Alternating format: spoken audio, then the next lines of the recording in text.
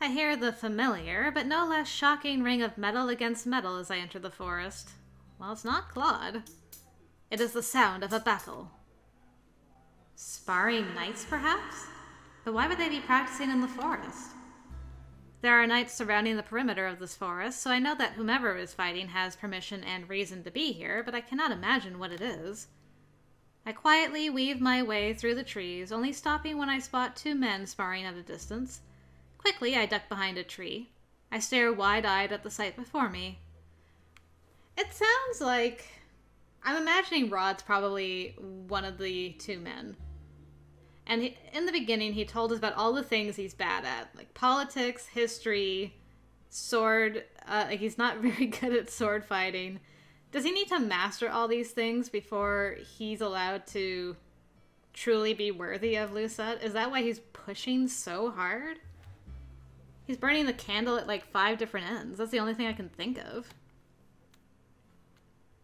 Again. Garland! It's been forever! You're looking so much more knightly now. Ah, good old Garland. Are you sure? Maybe it would be best to take a breather. What is happening here? Rod has told me before that his swordsmanship is terrible, so I am perplexed to see him standing before Garland with a sword, sweat dampening his forehead. I insist. Rod just barely manages to block Garland's strike as he swings again at him. The force of the hit makes Rod stumble and he trips and falls. Fun fact, Rod, if you're exhausted, you're not going to be any better at sword fighting. You need to be well rested. Sir Rod, are you alright? I'm fine. Rod grasps Garland's hand and gets back to his feet with a groan. Ugh. I'm sorry. I shouldn't have put so much power behind that last strike. You don't have to apologize. I was the one who didn't react the right way. Rod wipes his forehead with the back of his hand. Let's do it again. One more time. Despite his clear exhaustion, Rod's eyes are filled with determination. These look like lessons, but... why did he not tell me about them? Why is he taking them in the first place? And most importantly, why must all of this remain a secret? Lucette, I know you're unsatisfied right now, but trust me, I've learned from my mistakes. From here on out, we face our problems together. And yet, here he is, keeping this a secret from me. I don't want to just leave. Because if we leave, she's going to slip up later and inadvertently mention what she saw here. And that's just going to add tension. We came out here for a purpose. Let's do it. You're tired. Go and sleep, Rod.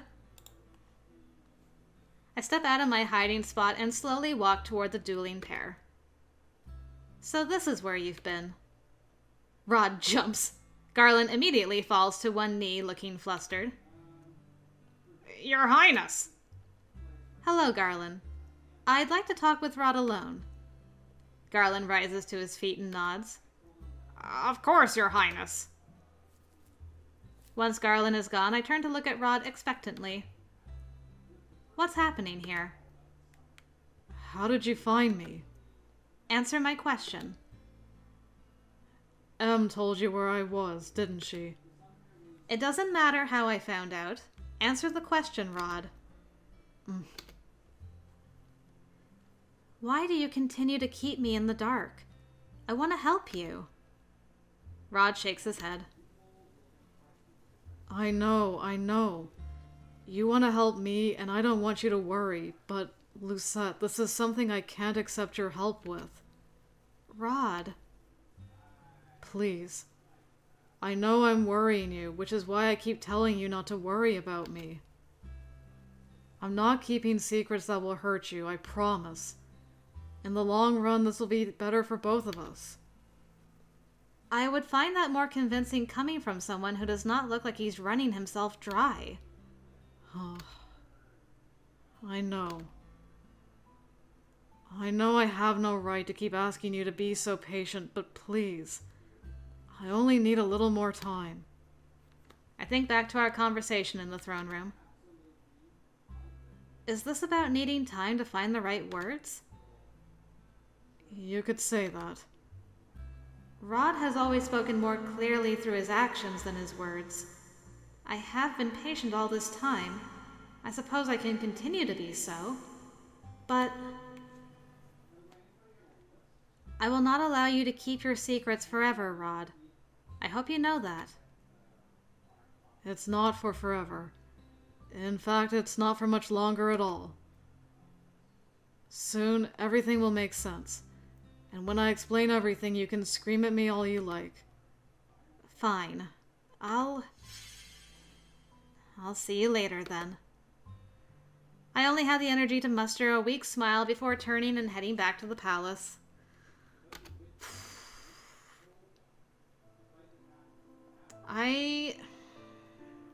I'm so curious what this boy is up to, really. He said not much longer. I wish he would have given me, like, a rough window. I guess it has to be before he leaves again? Like, the ball is probably the cutoff point. Just like, ironically, the ball was the cutoff point in the first game. Alright. I haven't spoken to Rod since yesterday. We met briefly for breakfast, but he left soon after, saying he had to catch up on some important reading. I cannot help but be disheartened. Ever since our courtship was made public, Rod has been even busier than before. Why is he overworking himself so suddenly? I chose to trust him, and yet I am still anxious. Lucette, focus! Dolores' words jolt me from my musings. Sorry. Today, Delora is teaching me fire magic. I've only learned how to use ice and electricity so far. Wow. Okay, so electricity was... Well, you didn't... trying to remember. I think she did know some ice magic in the beginning. So fire magic. Very cool. Since this is our first lesson, Delora has assigned me reading before we actually start practicing. I am doing my best to concentrate on the words, but my mind constantly drifts to Rod. Delora flicks my forehead. Thanks. I flinch and glare up at her. What was that for? Do you even understand what you're reading? Of course. Really? Because you've been staring at the same page for half an hour. What? I glance at the book and am horrified to see I am still on the same page. Let me guess. You have a certain grumpy boy on your mind? Hey, no ice in the classroom! I pull back from the table when I realize there is frost creeping up the edges. I need advice, Mom. I close my eyes and take a few deep breaths to calm myself. When I open them again, the frost is gone. That bad, huh? He's keeping secrets. Sounds like a pride thing. Pride? Delora grins. Rod has always been prideful, hasn't he? Oh, men. They can be so difficult. You sound as if you speak from experience. Believe it or not, I did have a husband once. And a daughter.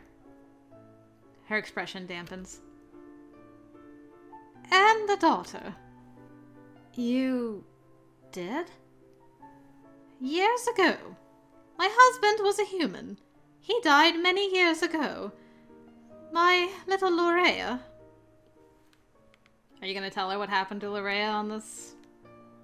We learn about Lorea in another of the boys' roots. Not Rod's, though. She shakes her head. Her voice is whisper thin when she continues. Let's just say the both of them are in a better place now. I never knew Delora had a family. Delora, I am so sorry. Unexpectedly, Delora flicks my forehead again. What did I do? I'd rather see you annoyed than sad. Melancholy doesn't suit you, Princess. Anyway, enough about me. We were talking about your relationship. She crosses her arms. Personally, I don't think it's worth worrying yourself over this. If Rod is so stubborn, let him stress himself out. But I worry about him pushing himself to the brink. Take it from me. There's only so much stress a body can handle before it shuts down. If Rod needs the rest, he'll have no choice but to succumb to his exhaustion. That sounds awfully ominous. Dolores shrugs. You've fallen asleep during your lessons plenty of times because you've overworked yourself. I swear, you two really are the same. Dolores grins. Anyway, all relationships have their obstacles. You'll get past this. I turn back to my book with a groan. But though I try my best to resume studying, it is useless. My thoughts are much too scattered, even with all the forehead flicking.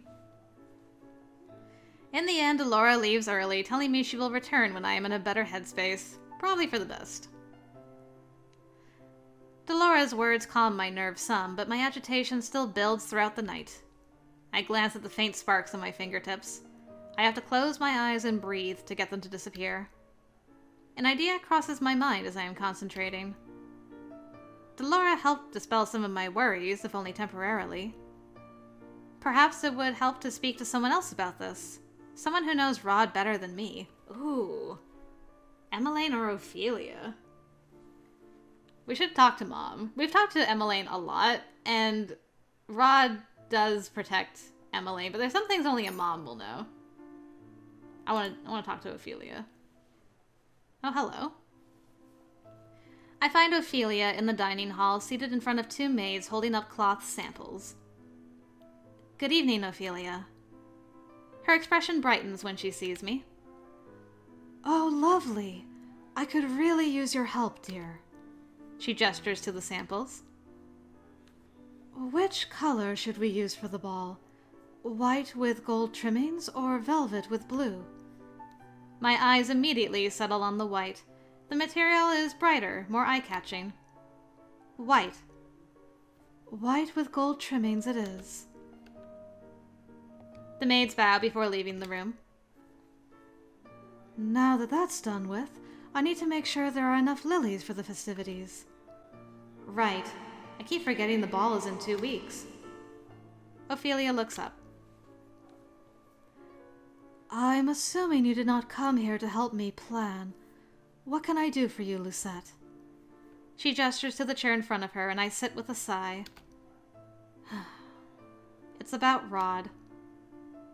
Let me guess. Secrets. I blink. So you know. I'm his mother. I always know. Do you know he's actually opened up in recent years? He used to be much quieter. It is at times like this that I recall the kind of person he was when he was cursed. Even then, he was keeping secrets, dangerous secrets from me. Very dangerous. Boy died in a bad ending. He has always talked down his own discomfort to put those he loves first. I know it still seems like he's a closed book, but this is the way he's been for a long time. He's always been fiercely independent, and so determined he'll take on burdens without thought to how his well-being will impact others. You often have to read in between the lines with him to figure out how he's feeling. Maybe I need more practice in reading him then, because right now I am frustrated I cannot get him to open up to me. Ophelia grasps my hand and gives it a gentle squeeze. Rod never keeps secrets that would harm those he loves. But he has no qualms about keeping secrets that harm him. Besides, he promised not to keep secrets anymore. Ophelia shakes her head. Perhaps he thinks he is keeping his promise. Maybe he feels this secret is different from the rest. I understand your frustration, Lucette, but I believe if anyone can convince him to speak about things, it's you. I've tried multiple times. I think you underestimate yourself. The old Rod would never have told anyone about his wish. But he told you because he wants all of us, to trust him. Have you tried telling him how this is making you feel? We all know Rod can be self-absorbed when he's trying to do the right thing. I've told him I'm worried about him. But what about you? How do you feel? I pause. Back when I was searching for Rod, I resolved to frame this issue around me rather than him, but I have not thought about my feelings, only my concern for him. Relationships are give and take, Lucette. Thinking about how this impacts you isn't selfish. It's a necessary conversation. It is as if she reads the thoughts right from my mind. Then I will try again. Thank you, Ophelia. Of course. You know I am always here for you, Lucette. Everything will be resolved soon. You'll see. I hope so. Yay, we had stepmom, stepdaughter bonding time. That's good. I'm happy about that, even if that wasn't the right thing for the best ending. I really like Ophelia. She's the sweetest stepmother you could ever hope for. The next day, I am on my way to my room for magic lessons with Delora when I see familiar faces approaching from the other side of the corridor. Jurian! Wow, what an outfit! You and Garland got some nice upgrades. Honestly, I feel like I hear a new piece of gossip every hour. Isn't that the way it's always been right before a ball? All anyone whispers about are secret courtships. It's ridiculous. Well, the nobles need something to talk about. Oh! He smiles when he notices me walking toward them. Oh, nice synchronicity. Very nice. The two knights bow. Greetings, Your Highness. Good morning, Your Highness. Jurian and Garland, once distrusted by the knights, regained their titles years ago. Or rather, they were promoted. I think... Where's my sticky? Ugh. Was, Alcaster? Yeah, Alcaster was imprisoned. I wonder whatever happened to Alcaster after that. Jurian is now the High Commander of the Order of Caldera, the first woman to ever receive the title. Well done, girl. Very proud of you. Deserved. It wasn't long before she made Garland her second in command. We're sorry we couldn't accept the marching invitation. We were really looking forward to it, but that day just so happened to be the first day of training for the new recruits. Jurian was annoyed and... He smiles. Well, suffice it to say that she made the new recruits work extra hard. Jurian huffs out a sigh. You know that's not the reason I pushed them so hard. It is an effort to keep my lips from curling into a smile when I see the flesh in Jurian's cheeks. She's not, easily flushed. Anyway, next time we'll definitely come by and visit. I'm sure everyone would love that. It seems we've been busy every day for... She considers. For forever, actually.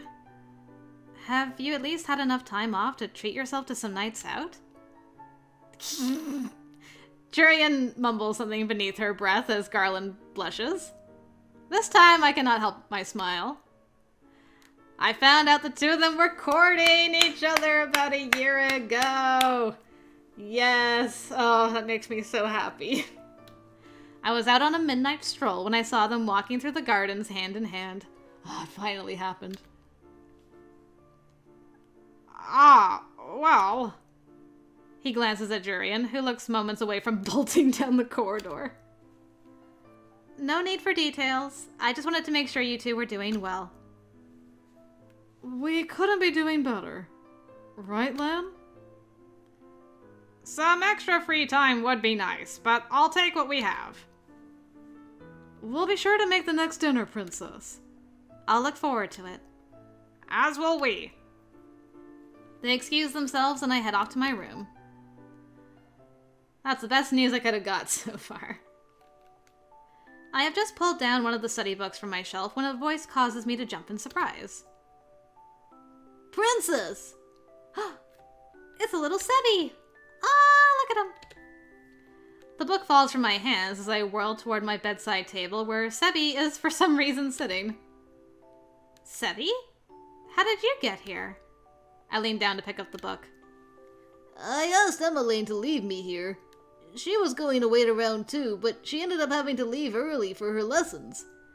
We're sorry for barging into your room without permission. Why are you in my room in the first place? I'm here about Rod, of course. He's making a mess of things, as usual, so I came to clear things up. I raise an eyebrow as I seat myself on the bed. I wish you could still read his mind for me. I don't need to be able to read his mind to know what he's thinking. Rod's always been an easy read for me. That's why he doesn't take me around with him now, you know. He knows I can see through him better than anyone else. Huh. It gets really lonely in his room. Aw, Sebby. I feel a soft twinge in my heart. Perhaps Sebby is good at reading others as well, for he speaks up immediately. It's okay, though. Emmeline lets me ride around on her shoulder sometimes. So, Rod won't take you with him because he's worried you'll reveal his secrets? More or less. So, are you here to give away all his secrets, then? No! I promise I wouldn't say anything. Sebby laughs when I furrow my eyebrows at him. Rod is bad at this sort of thing. I came to tell you that he's not keeping a secret from you, Princess. He's trying to surprise you. Surprise? Still, Emmeline's been telling me that he's really pushing himself. He is. That is the reason I've been so concerned. Princess, let me tell you something about Rod. He may seem quiet on the outside, but inside, his mind is so loud. He thinks about so many things all the time. He worries and he stresses and overthinks about everything. Honestly, it's amazing he keeps it all to himself. Back when I could read his mind, I didn't just read his thoughts, though. I saw into his dreams sometimes, too. Old faded memories that made everything make more sense. Memories of what? Let me remember. The toy is quiet for a few moments. Even though Sebby cannot alter his expression, I imagine his face scrunched up with concentration. And then... Rod's father died of some incurable illness when Rod was only 8. Rod barely remembers him. But you know what he does remember? His father's final words. Take care of your mother and sister for me. He takes that promise seriously. Maybe too seriously. That's probably part of the reason Rod is the way that he is. Why he's taken on so much responsibility and kept his worries to himself since he was young. He always thinks he needs to be better, no, the best, for his family, and I know he feels the same way about your relationship. But he doesn't need to be that way for me. I already love the way him? I already love him the way he is. But Rod doesn't think that way. He holds himself up to higher expectations. He always has. And I think he always will. He wants to be the most mature, most responsible, most dependable person he can possibly be. That's why he works himself so hard. That's why he sacrifices so much. I would tell you more, but Rod will kill me if he finds out I'm in your room. You've told me enough, Sebby. Glad to help, Princess. That guy still can't do anything without me. He really is troublesome, isn't he? Agreed. Anyway, I should be getting back to Rod's room before he returns. Hopefully Emmeline will be back soon, too. Oh, that must be her. Nope. I head over to the door. I expect to see Emmeline on the other side, and am surprised when I see Rod instead. Rod? Hello. Can we talk? I step to the side, using my body to hide Sebby from view. Yes? Let's talk somewhere else. Rod raises an eyebrow. Wait, why not just your room? I'd like a change of scenery. I've been stuck in here studying potion books all day. Rod looks at me quizzically. Then, before I can stop him, he leans past my shoulder to peek inside. Uh-oh. His eyes widen. Sebby? Oh, hi, Rod. Ugh. Busted. Sebby was... There's only one reason he'd be here. I was just trying to fix your mistakes. Oh, I know. Rod grasps my hand and pulls me away from the door. Let's go. Wait, where are we? I'd rather talk to you without a certain nosy plush in the picture. Poor Sebby, he was just trying to be helpful. Rod leads me to the throne room, which is empty at this time of day. He closes the doors behind him, then turns to me with a sigh. So, how much did Sebby tell you? Enough, I think.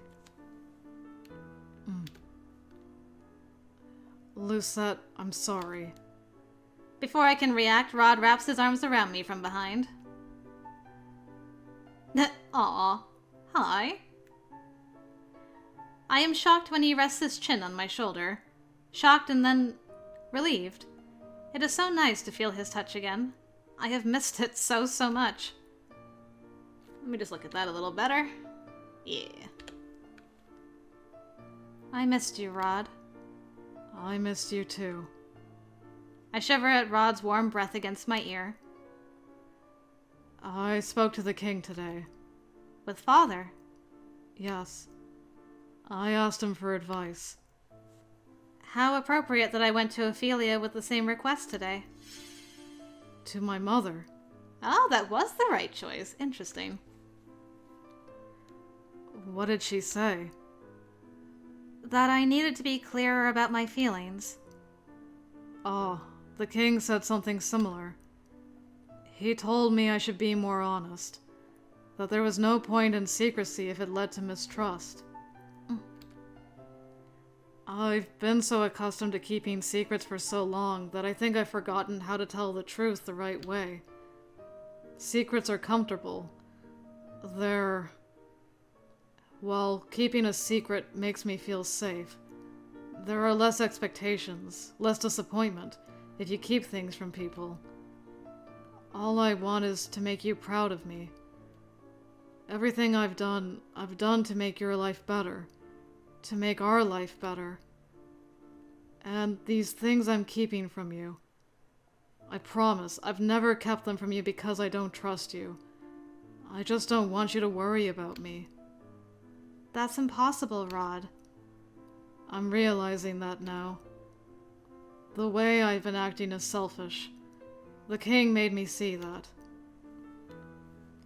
I step out of Rod's embrace so that I can cup his cheek. Not selfish so much as selfless, I think. All you ever think about is how to make things easier for me. You ought to think about taking care of yourself, too. You've told me countless times I don't need to prove myself to be worthy of you. But you're not proud of yourself. All this time it was so simple. So there wasn't anything in the books, it was all Rod. Of course it was. It was as simple as Rod being tsundere. He tsunderied himself. Oh no. I kept telling Rod he was good enough, but that means nothing if Rod does not believe it himself. Rod looks at me, surprised. Then he smiles, A sad smile. You're right. But it's not just about that. I've always wanted to be the best I could be for you because you're... you. He gestures at all of me. You're going to be the Queen of Angielle. You're the Tenebrarum Bearer. You worked so hard to be where you are, and it's only fair I match your efforts. I made myself a prince to be worthy of Viorica, but it didn't matter because that was never who I was meant to be. But this? He grasps my hand. I wanted to build this reputation for myself. This time I wanted magic to give me a clean slate, not an advantage. And the secrets? I really did want to surprise you. I don't mind running myself dry if it means improving, especially in the short run. This is nothing, Lucette. I wonder if this is the surprise Sebby was referring to, or if there is more to this than secret sword practices. In the end, the way I handled all of this was very childish. I acknowledge that. I think that's the most mature thing you've said all night. Rod flushes, but before I can say anything, I rise to the tips of my toes to plant a kiss on his cheek. I'm sorry, too. I wish we could have had this conversation earlier. But Rod, I hope you know that I am proud of you. You are the hardest working person I've ever met. I did not fall in love with you for your accomplishments. I fell in love with you because of who you are. Rod lets out a deep breath. He suddenly looks relaxed, at peace. I wrap my arms around him and lean into his chest. Let us try this again. No more secrets? Rod presses a kiss to my forehead. No more secrets. He pauses. But surprises are okay, but you're not allowed to run yourself down to the point of exhaustion. Understood? Rod laughs against my hair. Fair enough. He tilts my chin up, and the two of us share another kiss in the quiet of the throne room. No.